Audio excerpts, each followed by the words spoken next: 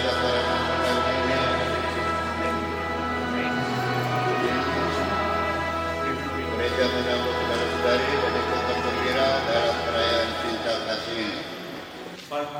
Pastor Ferdinandus Meobuku yang kami hormati, kami keluarga Bapak Aleman Sinaga dan almarhum Bapak Yohanes Payung, serta seluruh saudara antar anak-anak kami, Mario Gestito Sinaga dan Margareta Wiwi Triana, memasuki hidup perkawinan. Kami mohon agar perkawinan mereka dikukuhkan dan diberkati sesuai dengan ajaran dan tata perayaan Gereja Katolik.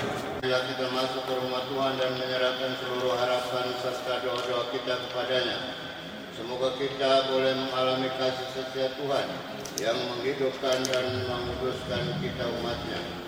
Semoga Allah memberikan berkat-Nya agar saudara-saudari menghadap kepadanya dengan hati suci.